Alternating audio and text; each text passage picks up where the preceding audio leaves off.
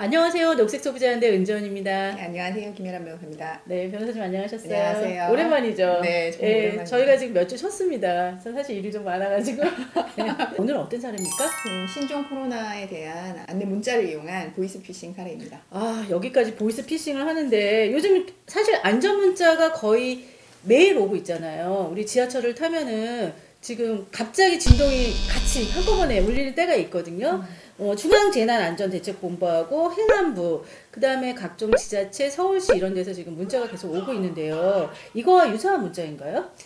네, 이것과 유사한 문자들은 정상 문자고요. 소비자들에게 문제가 될 수 있는 보이스피싱 문자는 조금 다르게 생겼겠죠. 한번 좀 보실까요? 구별을 해야 되겠네요. 네, 그러면은 네. 한번 그러면 그 정상 문자가 지금 아래에 문자가 지면으로 나갈 텐데요. 여기 보면 신종 코로나 바이러스 감염증 예방을 위해 손 씻기, 기침 예방, 마스크 착용 이런 것들이 발생했을 때 1339에 상담 바랍니다. 이렇게 나가는 정상 문자가 있고요. 또 다른 정상 문자 한번 볼까요?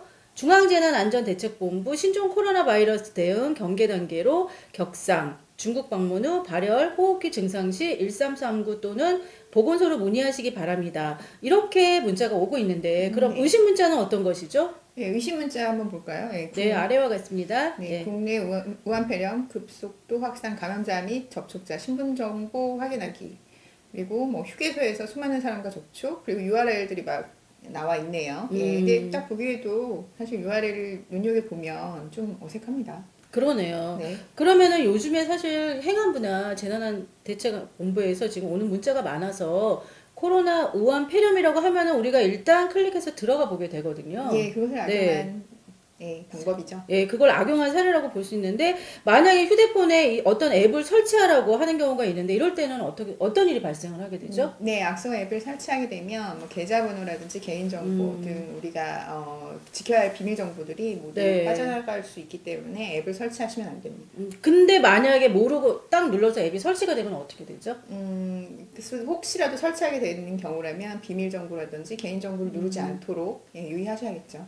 그러고 사실 이제 비밀번호를 물어보는 경우에 재난 문자는 없죠, 변호사님? 예, 그렇죠. 비밀번호를 물어보는 재난 문자뿐 아니라 비밀번호를 물어보는 국가기관은 사실은 없지 않습니까? 금융기관도 마찬가지고. 네, 근데도 어쨌든 이런 패턴으로 인해서 송금까지 가는 경우도 있는 거죠? 예, 그렇죠. 개인정보를 털어서 계좌 이체를 유도하거나 정보를 빼내서 악용하는 사례들이 다수 발생하고 있습니다. 아, 그렇군요. 그러면 한번 또 다른 사례를 한번 볼까요? 코로나 바이러스 감염증에 대한 시민들의 어떤 불안감을 틈타서 공공기관이나 금융기관을 사칭한 이런 보이스 피싱이 또 등장하고 있는데요. 사례를 한번 보면 직장인 박모 씨는 최근에 코로나19 확진자의 동선 확인, 이런 문자 올 수 있을 것 같은데요. 이걸 클릭을 했더니 공공기관에서 보낸 안전재난 문자를 받고 있기 때문에 전혀 의심을 안 한 거예요. 그런데 문자에 적힌 인터넷 주소를 클릭하니까 악성 앱이 설치가 그냥 자동적으로 되게 된 거죠. 네, 이게 스미싱이라고 하는데 문자 메시지 SMS하고 피싱의 합성어로 우리가 스미싱 수법에 당하게 된 것 같아요. 또 다른 사례가 있나요? 네, 부산에 사는 소규모 자영업자 김모 씨가요.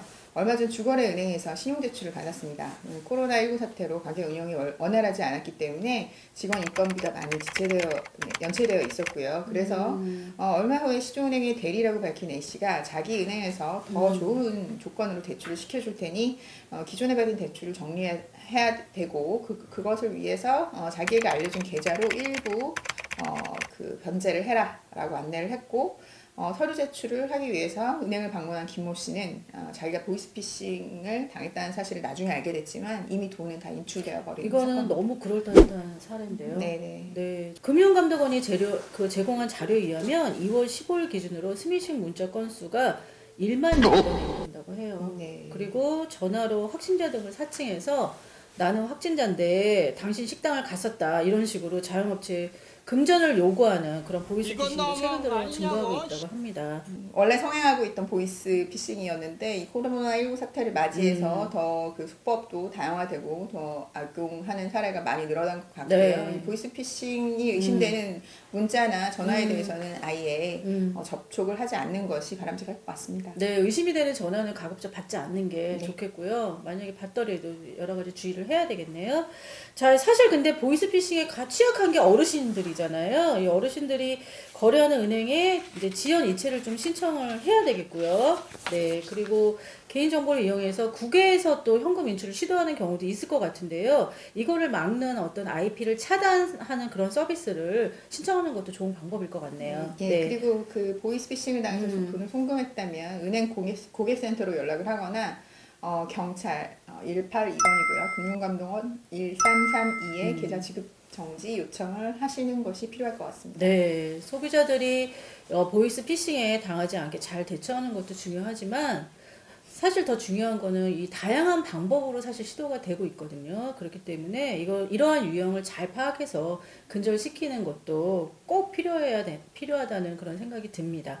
자, 이거는 사실 서민을 2번 울리는 거거든요. 네, 맞습니다. 그쵸. 여러분들이 알고 계시는 신종 사례가 있다면 댓글 형태로 공유를 해주셔도 여러분들이 함께 그 유의하는 데 도움이 될 것 같습니다. 네, 그렇습니다.